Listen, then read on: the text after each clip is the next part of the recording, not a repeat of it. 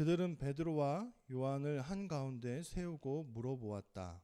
무슨 능력, 무슨 이름으로 당신들이 이 일을 했소? 당신들이 말이오. 그때 베드로가 성령으로 가득 차서 그들에게 말했다. 성의 지도자들과 원로님들, 우리가 우리 신문을 받는 것은 무엇 때문입니까? 아픈 사람에게 해준 좋은 일에 대해서 이 사람이 누구 덕에 구원받았는가 하는 일 때문입니까? 그렇다면 여러분 모두와 온 이스라엘 백성은 아셔야 합니다. 나사렛 사람 예수 그리스도의 이름을 힘입어 된 일입니다. 여러분은 그분을 십자가에 매달았습니다. 그런데 하나님은 그분을 죽은 사람들 가운데서 일으켜 살리셨습니다. 그분 덕분에 이 사람이 여러분 앞에 건강한 모습으로 서 있습니다. 이 예수님이 그 돌입니다. 집 짓는 사람들인 여러분에게 아무것도 아니라고 여겨졌으나 모퉁이의 머릿돌이 된 그 돌입니다. 다른 누구 안에도 구원이 없습니다.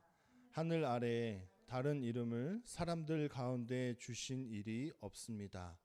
그 이름으로 우리가 구원받아야 할 다른 이름을요. 아멘.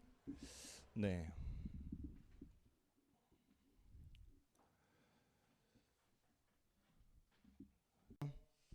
여러분 요즘에 좀 전문가라는 어떤 그런 것이 없어지고 있는 거 아십니까? 약간 지식의 경계가 없어지고 있습니다. 뭐 때문에 그럴까요?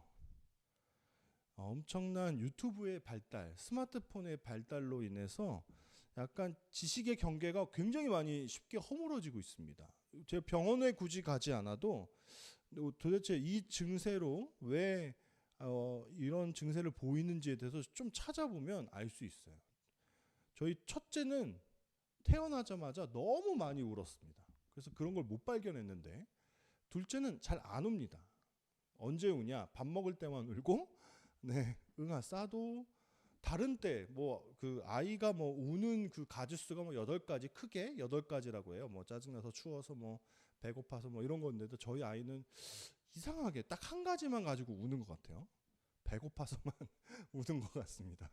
그래서 구별하기가 참 쉬운데, 그러다 보니까 많이 안 울어서 그런지 눈에서 고름 같은 게 자꾸 나오는 거예요. 누런 콧물 같은 게.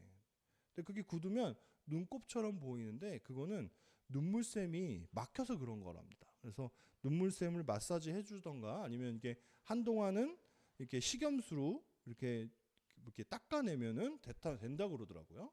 근데 이걸 어디서 알았냐? 네이버에 찾아봤습니다. 그런 증세를 가지고 있는 사람들이 그 인터넷 게시글에 글을 올리고 그리고 서로 막 묻고 대답하고 하는 것들에 의해서 저와 아내가 힌트를 얻었습니다. 제가 오늘 이제 요번에 개척기회를 막 이렇게 준비하면서 갑자기 생각에도 없던 뭐 앰프나 믹서나 뭐 이런 것들을 사야 되는 경우가 있었습니다. 근데 너무 종류가 많잖아요. 세상에 믹서도 그렇고요.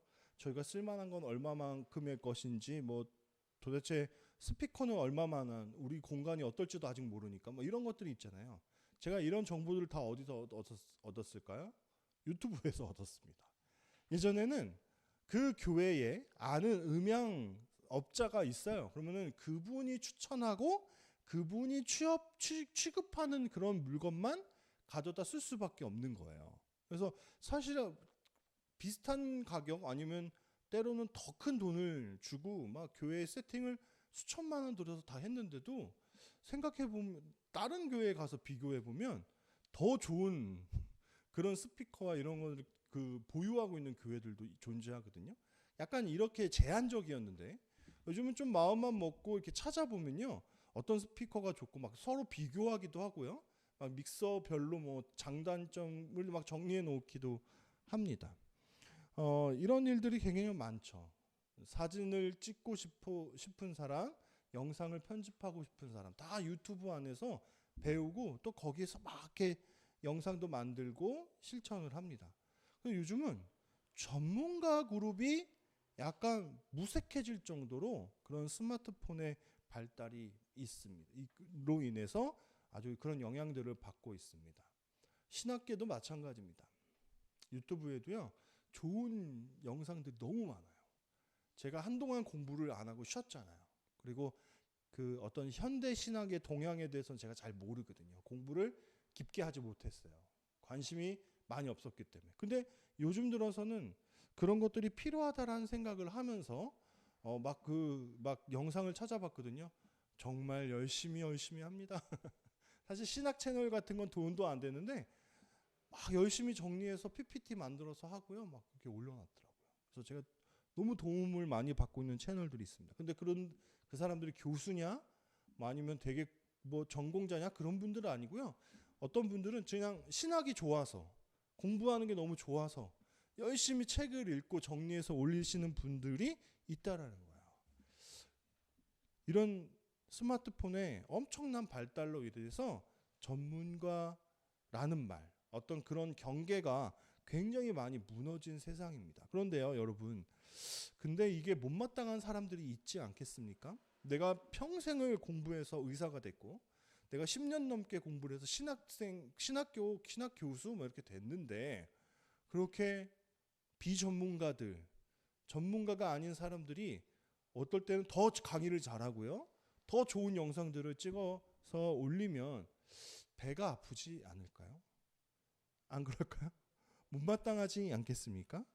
아마 어느 곳에서나 이런 기득권에 대한 어떤 것들은 존재하는 것 같습니다. 그래서 오늘 그 베드로와 요한은요, 선해드린 공의회에 끌려간 거예요. 뭐 때문에요? 그들이 사실은 그러한 일과 그러한 행동들을 하면 안 되는 부류인데 그 일들을 한 겁니다.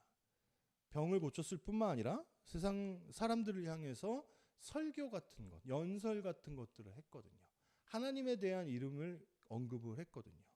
성경을 잘 공부했던 랍비도 아닙니다.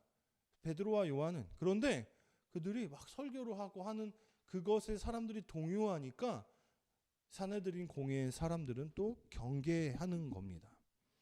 만약에 여러분 성경을요, 일부 교육자들만 읽고 해석해야 된다고 한다면 그게 얼마나 슬픈 일일까요? 이거에 대해서는 많이 언급했지만 그렇지 않다라는 걸 여러 번 이야기했습니다. 성경은 모두가 읽을 수 있습니다. 성경은 모두에게 주신 겁니다. 그런데 이 예수님이 공생애를 사시던 때에도 그렇고 중세 시대에도 그렇고 계속 성경은 어떤 특정한 사람들만 읽어야 된다라고 이야기를 하는 겁니다. 이게 이미 2000년이나 지나간 오늘날 없어졌느냐? 그렇지 않다라는 거예요. 여전히 존재해요. 마치 막 그 평신도들이 말씀을 잘 모르고 해석하는 것은 굉장히 큰일이 날 것처럼 막 경계하고 두려워하시는 목사님들이 있습니다. 물론 그런 경우들이 있죠. 잘못 해석해서 뭐 다른 길로 뭐 가는 사람들이 존재하는데요. 여러분, 잘못 해석하는 것은요, 저도 그럴 수 있습니다. 많은 목회자들이 여전히 성경을 잘못 해석하고 있습니다. 그래서 그것은 기득권의 문제가 아닙니다. 더 얼마나 많이 연구하고 공부하고 묵상하고 하나님의 뜻을 살펴보았는지에 대한 문제지 목사냐 전도사냐 그거의 차이가 아니라는 거예요. 그렇다면 누구든 그 성경을 읽을 수 있게 해 주어야 되는 거 아닙니까? 그거를 더 장려하고 더 잘할 수 있게끔 독려해 줘야 되는 거 아닙니까? 제가 이러한 생각들, 뭐 앞에서 제가 이제 뭐 세상을 위한 기도 제목들을 2가지 던지고 기도하고 뭐 이런 거 하잖아요. 이런 것에 대한 영향을 제가 전에 사역했던 예인교회에서 참 많이 받았습니다. 그 교회는 평신도들에게도요, 한 번씩 설교를 막 시키려고 그래요. 꼭 한 명의 목회자에게 들어야 된다? 그런 거는 존재하지 않습니다. 말하는 투가 다르고 다 다르지만 모든 사람의 어떤 성경 해석에 대해서 존중하고 인정하고 하려고 하는 모습들이 그 교회에는 있다라는 거예요. 심지어는 외부 강사들도요, 막 와요. 근데 외부 강사들이 올 때 제가 기존의 교단들은 어떠한 모습들을 많이 봤냐면 어떻게든 목사를 초빙하려고 애를 많이 썼는데요. 이쪽 교회에서는 목사가 꼭 아니어도 됩니다. 어떤 책의 저자여도 되고요. 안수 집사님인데 책을 열심히 잘 쓰신 분에 대한 이야기도 듣고요.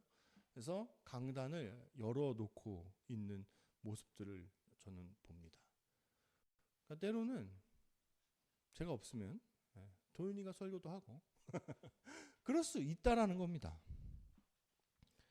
기득권에 의해서 이건 우리의 밥그릇이고 우리가 쟁취하고 있는 것인데 아무 허락 없이 아무 동의 없이 제가 비전문가인데 제가 이렇게 좀 잘해도 되겠습니까? 하는 허락이 없이 이렇게 침공했을 때 아마 사람들은 좀 불편함을 느끼는 것 같아요. 사내들인 공의회의 바리새인과 사두개 사람들이 그랬던 모양입니다. 그래서 7절에 이렇게 이야기합니다. 무슨 능력, 무슨 이름으로 당신들이 이 일을 했습니까? 라고 이렇게 반박을 합니다. 그런데 이 사람들이 성경을 더 잘 알 거 아닙니까? 이 사람들이 평생 성경으로 먹고 사는 사람들 아닙니까? 근데 이 사람들이 하는 이 말이 얼마만큼 틀린 말인지를 구약 성경으로 넘어가 보면 그냥 쉽게 알 수 있습니다. 여러분 구약을 그냥 뭐 면밀히 읽을 필요도 없이요. 여러분 그냥 엘리야 같은 선지자, 그죠? 어떠한 누구, 사사 이런 사람들을 봤을 때 대부분이 되게 평민인 사람들도 있었고요. 그냥 목동의 막내 아들 밖에 안 됐는데 8명의 아들 중에 막내였는데도 왕이 되기도 하고요. 그런 일들이 비일비재합니다. 그렇지 않습니까? 그냥 심지어는 요나 같은 선지자는 어떻습니까? 굉장히 삐딱하고 반항합니다. 안 가요. 막 떼를 쓰고요. 막 반대로 도망가고요. 막 그런 사람도 하나님은 쓰시잖아요. 원래부터 하나님께서는요, 어떤 기득권이 존재하지 않고 그 누구라도 사용하셨습니다. 그냥 그들이 어떠한 때에 하나님께 선택을 받은 거죠. 어떤 특별한 은사나 리더십이 없어도 하나님께서는 그들을 그러한 사람 만들어 가셔서 사용하신 것들을 우리가 구약 성경에서 많이 읽을 수 있습니다. 그런데 지금 이 사람들이 당신네들이 무슨 권능으로 무슨 능력으로 이런 일을 행합니까? 얘기하는 것 자체가 이것은 하나님의 어떤 권위에 도전하려고 하는 겁니다. 제가 그 문신했던 목사 이야기 보여줬잖아요. 그 사람의 행색이 어떠해도 그를 통해서 어떠한 일들이 일어나면 우리는 어떤 마음을 가져야 됩니까? 그의 겉모습, 외모를 보는 것이 아니라 하나님이 저 사람을 통해서 일을 행하시는구나. 할 수 있어야 됩니다. 여러분 저는 초대 종교개혁 시대의 최대의 성과는요. 저는 어떤 교리의 확립 이런 거 아니라고 생각합니다. 가장 큰 종교개혁의 성과는요. 성경이 평범한 사람들에게 전달된 겁니다. 그동안은 라틴어로만 읽어야 된다고 했어요. 근데 그런 게 어디 있습니까? 그렇죠? 예수님이 라틴어로 이야기하시지 않았잖아요. 근데 뭔가 기득권을 잡은 이탈리아 사람들, 로마 사람들, 그들이 쓰는 용어가 신성하다고 지들끼리 의논해서 정하고 절대로 라틴어가 아닌 다른 성경으로 번역되어져서는 안 된다라고 그렇게 못 박아 버립니다. 그래서 영국에서 사역했던 윌리엄 틴테일인가요? 잘 기억 안 납니다. 이건 제가 준비한 원고가 아니어서. 그 사람도요. 영어로 번역하려다가 화양당하는 일이 있습니다. 그래서 사실은요. 루터가 막 자신의 완전한 의지로만 독일어로 라틴어 성경을 번역하려고 했던 건 아닙니다. 지지자들이 있었고 조력자들이 있었어요. 지원하는 사람들이 많았습니다. 그래서 독일어 성경이 나오게 된 거죠. 하지만 어찌 됐든 그게 루터의 개인의 어떤 계획이었고 성과였든 어떤 집단의 어떤 노력이었든 떠나서 종교 개혁은 하나님께서 들어 쓰셨는데 어떠한 의미에서 귀하게 쓰셨는가? 성경을요. 독일 국민들에게 모두에게 읽을 수 있는 것들로 번역을 했다는 것입니다. 성경은 누구나 읽을 수 있습니다. 성경은 어떠한 특정한 그룹의 것이 아닙니다. 우리만 해석해야 돼. 어떠한 해석만 맞아? 라고 이야기해서는 절대 안 된다라는 겁니다. 그러면 누구의 것이냐? 성경은요, 오늘 사도행전의 그 흐름에서 보았을 때 바로 성령의 사람들의 것입니다. 누가 그 하나님의 뜻을 전했습니까? 오순절 성령 강림 사건으로 그 어떤 성령의 임재하심을 깊이 체험한 사람들이 각자의 각기 다른 방언으로 예수 그리스도에 대한 이야기를 이야기한 겁니다. 오늘날 누가 사내들인 공회에 서서 담대하게 이야기할 수 있겠습니까? 제가 옛날에 꿈이 그거였어요. 강남에 제가 한 90년대부터 이제 신앙생활을 시작한 사람이잖아요. 그때에 무슨 이야기가 있냐면 옛날 7, 80년대에 막 강남이 막 개발되고 거기에 막 높은 막 그 부자들이 막 땅 투기해 갖고 막 건물들이 세워지고 그럴 때 그때 강남에 속해 있는 교회 안에서 그런 얘기를 못 했답니다. 뭐냐? 땅 투기. 그러니까 거기에 살고 있는 사람들을 쫓아내서 억지로 그 땅을 팔게 하고 거기다 그것을 부당하게 착취하는 사람들이 있잖아요. 그건 죄라고 얘기를 강남에서 못했습니다. 왜냐하면 거기 성도님들의 되게 많은 분들이 다 땅 투기에 연루된 분들이에요. 그러니까 그 강단에서 그런 이야기를 하는 사람들은 쫓겨나는 겁니다. 목사인데. 그래서 그런 생각을 했습니다. 야, 나 나중에 강남 같은 데 가가지고 그냥 아니 어떤 교회라도 불편한 이야기 하고 진짜 해야 될 이야기를 하고요. 쫓겨났으면 좋겠다. 이런 이상한 막 도전 정신 같은 거 생겨난 적이 있었습니다. 왜냐면 오늘날에도 그런 일들이 있거든요. 그게 대놓고 누구를 질타해서 당신은 죄인입니다. 당신은 잘못 살고 있습니다. 라는 얘기를 하는 게 아니라 그냥 보편적으로 부족한 신앙생활에 대해서 목사는 설교를 하는 사람은 바르게 이야기할 수 있어야 되지 않겠습니까? 근데 그걸 안 합니다. 눈치를 보면서요. 그런데 어떤 사람들은 그 이야기를 그대로 할 수 있을까요? 성령의 감화를 받는 사람들은 합니다. 오늘 베드로와 요한이 어떻게 사내들인 공의에 쓸 수 있으며 그리고 그 앞에서 그 종교 지도자들을 향해서 당신들이 지금 모르는 게 있다. 이 일은 예수 그리스도로 말미암아 된 거다. 당신들은 십자가에 못 박아 버렸지만 죽여버렸지만 하나님이 세우신 그 모퉁이 돌의 머릿돌 대신 예수님께서 이 일을 하셨다라고 당당하게 이야기할 수 있는 것이 무엇 때문에 가능하겠습니까? 베드로와 요한은 예수님의 죽으심 이후에 숨었던 사람들이잖아요. 도망쳤던 사람들이잖아요. 예수님을 모른다고 배반하고 자신들도 예수님처럼 십자가에 못 박혀 죽을까봐 어떤 집에 꽁꽁 숨어서 문 잠그고 숨어있던 사람들이잖아요. 근데 이 사람들이 어떻게 이렇게 당당하게 사람들 종교 지도자들 앞에 서서 이야기할 수 있냐라는 거예요. 무엇 때문에 가능하겠습니까? 그것은 사실이기 때문입니다. 지어낸 이야기가 아니기 때문에 그래요. 제가 어렸을 때 저는 이제 지금 되게 부끄러운 이야기인데요. 그 어떤 친구들의 인기와 환심을 사기 위해서 거짓말을 지어서 했던 것 같습니다. 사실 내가 아는 친구가 있는데 왜 그랬는지 모르겠어요.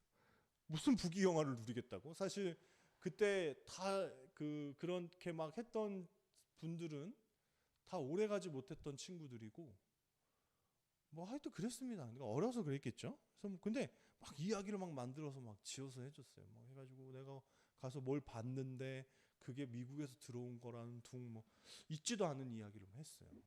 근데 제가 그런 이야기를 할 때요, 제 안에 약간 꼬이는 내용들이 있어요. 제가 얘기해놓고도 그게 옛날에 얘기했는지 안 했는지도 모르고 막 앞뒤가 안 맞는 경우도 있습니다. 몇 번 걸릴 뻔한 적도 있어요. 그거 지난번에 얘기하지 않았나? 아, 그거랑 다른 이야기를 막 하고 막 그런 것들 경험한 적이 있습니다. 왜 그 말에 힘이 없을까요? 저를 포장하려고, 저를 뭔가 대단한 사람인 양 이렇게 이야기하려고 뭔가 이야기를 만들어냈는데 왜 그 말이 힘이 없을까요? 왜 더듬거렸을까요? 여러분, 청문회에서 막 사람들이 나와서 막 이렇게 막 얼버무리고 막 그러잖아요. 감춰야 되니까요. 진실이 아니니까요. 뭔가 가짜가 있으니까요. 근데 어떻게 이 베드로와 요한은 아무것도 아닌 사람들이 사내들인 공회를 향해서 그렇게 당당하게 이야기를 할 수 있었을까요? 사실의 힘입니다. 사실이기 때문입니다. 제가 앞에서 아까 요즘에 현대 신학의 동향에 대해서 좀 유튜브를 통해서 들었다고 했잖아요. 제가 신학을 막 공부할 때만 해도 그 정도까지는 아니었던 것 같아요. 제 기억에. 근데 요즘은 여러분 신학이 연구되다 보니까 이제 더 이상 쓸 논문이 없답니다. 너무 많은 사람들이 신학을 했어요. 특히 외국에서, 유럽에서, 서구권에서는 특히 그렇답니다. 근데 이 사람들이 연구를 하고 또 이성으로 성경을 해석하고 묵상하다 보니까 자유주의 신학이나 좀 이렇게 뭔가 받아들이기가 어려운 그런 신학들도 막 이렇게 주류가 되기도 하거든요. 서구권에서는요. 그래서 지금은 되게 많은 그 신학자들이 구약의 대부분의 인물들은요, 역사에 실제로 존재한 적이 없다라고 믿는 신학자들이 굉장히 많다는 겁니다. 아브라함도 가짜고, 모세도 가짜고, 뭐 다윗 같은 사람도 그냥 실제가 아니라 이스라엘 사람들이 그런 마치 건국 신화와 같이 자기네들의 어떤 나라의 든든함, 정체성 이런 것들을 하기 위해서 그렇게 뭐 꾸며낸 이야기라고 이야기하기도 하고요. 근데 그렇게 신화화시키고 가상의 인물로 만들어도 하나님의 어떤 선하심은 온전하다라는 식으로 막 설교로 이야기, 어떤 주장을 펼치기도 한다라는 거예요. 근데 이 성경 안에 있는 인물들의 신화화가 점점 어디로 침공하시는지 아십니까? 예수님을 향해서 침공을 하고 있습니다. 이미 예수님은 신하라고 이야기한 신학자들도 많습니다. 없었다는 거예요. 실제로 하나님의 아들은 이 땅에 오신 적이 없다라는 겁니다. 그냥 사람들의 어떤 이야기 속에서 도덕 선생으로 어떤 뭐 많은 사람들에게 좋은 가르침을 전했던 사람으로 그렇게 여겨지는 신학도 되게 많다라는 거예요. 뭐 여러 가지 신학들을 잘 두루 공부하는 거 좋지만, 근데 정말 그들이 가짜고 가상이었고 전설이었고 했는데 어떻게 우리의 신앙에 힘이 있을 수 있죠? 도덕 선생을 쫓아가는 거 아니잖아요. 그러면은 다른 사람 쫓아가도 되잖아요. 그러면 다른 종교가 침공할 일이 너무 많은 거잖아요. 그들이 그렇게 죽기까지 그 도망쳤던 그 도망자들, 배신자들이 부활 사건 이후로 다 돌아와가지고 예수 그리스도의 이름을 전하다가 다 어떻게 되었습니까? 다 순교했습니다. 성경 안에는 기록되어 있지 않지만 12제자, 바울까지 포함한 12사도와 많은 기독교인들이 어떻게 순교했는지를 추적해보면 그 어떤 누구도, 사도들만 대표적으로요. 왜냐하면 이들은 그 부활을 직접 목격한 사람들이니까요. 근데 그 누구도 돌이킨 사람이 없습니다. 만약에 가짜면 누구 한 사람이라도 돌이켜야 되는 거 아닙니까? 아, 나 진짜 못 해먹겠다 이거. 아니 뭔가 떨어지는 일이 있고, 여러분 이단이나 뭐 막 이상한 사람들, 추종하는 사람들은 왜 추종할까요? 뭔가 떨어지니까. 왜 불법한 사람들, 왜 나쁜 회장님들 같이 뭐 이렇게 이중장부 만들어주고 비자금 챙겨주고 하면서 왜 그 곁에 있을까요? 뭔가 떨어지니까요. 근데 예수님의 그 부활하심을 있는 그대로의 사실로 전하다가 그들에게 떨어지는 게 뭡니까? 명예입니까? 부입니까? 어떤 자리입니까? 아무것도 없어요. 오히려 그 이름 때문에 죽습니다. 사자굴에 던져지고 검투 경기로 던져지고 십자가에 못 박히거나 거꾸로 매달리게 되는 그러한 처참한 일들을 경험하는데도 왜 그들은 주장합니까? 예수님은 부활했다고요. 이 일은 우리의 권능이 아니라 예수 그리스도로 말미암아 이 그 지체 장애인이 일어났다라고 이야기할 수 있는 겁니까? 사실이기 때문입니다. 예수님은 신화가 아니에요.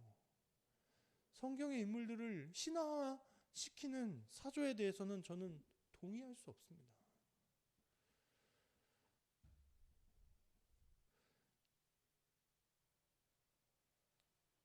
예수님이 부활하신 사건은 이 땅에 공생애 가운데 오셨던 것은 어떤 사람들의 집단 환각 상태에 의해서이거나 그러한 것이 아니라 정말 실제로 우리 곁에 사셨고 죽으셨고 부활하셨던 그 예수님 때문에 그들은 그렇게 죽고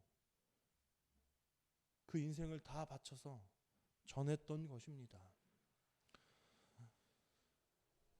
저는 기독교인들은 비범한 사람들이 될 수 있다고 생각합니다. 어떻게 비범한 사람들이 되냐? 우리가 뭘 비범한 사람이 될 수 있냐?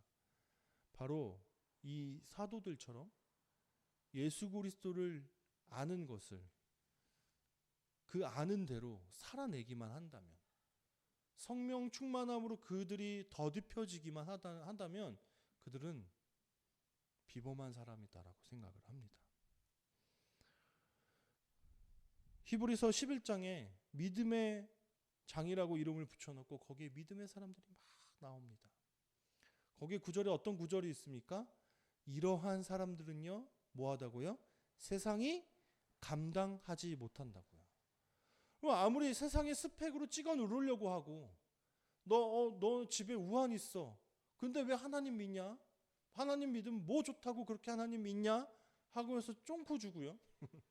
막 찍어 누르고요. 그럼에도 불구하고 그 하나님으로 인해서 담담하게 살아가는 사람들, 그 사람들을 어떻게 세상이 감당할 수 있겠습니까? 못하는 겁니다. 그 앞에 구절에 이런 이야기 나옵니다. 막 채찍으로 때리고요. 토막내기도 하고요. 막 순교시키려고 하는 그러한 움직임에도 불구하고 믿음을 지켰던 그 사람들을요. 어떻게 세상이 감당하냐는 거예요.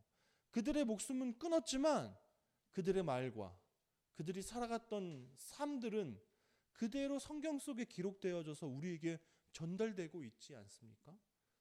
여러분, 이게 비범한 삶이 아니고 무엇입니까? 어부였지만, 배신자들이었지만 성령 충만함으로 그들이 얼마나 비범한 삶을 살아냈습니까? 에베소서 4장 13절에 이렇게 기록되어 있습니다. 새한글 성경으로 읽어보면 이렇습니다. 그리하여 마침내는 우리 모두가 하나님의 아들을 믿는 일과 알아가는 일에 하나가 되어야 합니다. 완전한 사람이 되어야 합니다. 완전히 자라서 그리스도님의 가득하심에까지 다다라야 합니다. 우리가 이 세상에서 믿음을 지키면서 살아간다는 것은 평범하지 않은 길을 가는 겁니다. 평범하게 살아가면서 똑같이 그냥 복만 챙기고 똑같이 그냥 어떤 부만 누리면서 살아가려고 하는 것이 아니라 비범한 삶을 살아가겠다라는 결단이 그 안에 있는 것입니다. 그 일이 무엇으로 가능합니까? 성경에서 우리에게 말씀하듯이 아는 일과 믿는 일이 하나가 되기 시작할 때입니다. 그것으로 인해서 우리가 그리스도의 그 충만하심에 가득하심에 가까이 가면 가까이 갈수록 우리는 이 세상을 비범하게 살아낼 수 있습니다. 내가 하나님을 믿는다라고 자신 있게 이야기하지 못하는 이유가 무엇입니까? 세상의 기준에 우리가 못 미쳐서요. 때로는 뭐가 없어서요. 부족해서요. 하지만 그것은 우리의 일이 아닙니다. 하나님의 일입니다. 우리가 그 누구 앞에 서더라도 예수 그리스도의 이름을 담담하게 이야기할 수 있는 것은 그분이 실제했고 사셨고 우리 곁에 여전히 살아계신 하나님이다라는 사실로 인해서 충분히 가능한 일입니다. 하나님은 우리가 비범한 삶을 살아가길 원하십니다. 하나님께 덧붙여져서 이 세상에 어떠한 어려움과 고난이 있더라도 순종하며 동행하며 하나님의 이름을 이 세상 가운데 열심히 전파하며 나타내며 살아갈 수 있는 우리가 되기를 하나님께서는 간절히 바라고 계십니다. 그러한 삶을 잘 살아내시는 저와 여러분이 되기를 간절히 소원합니다.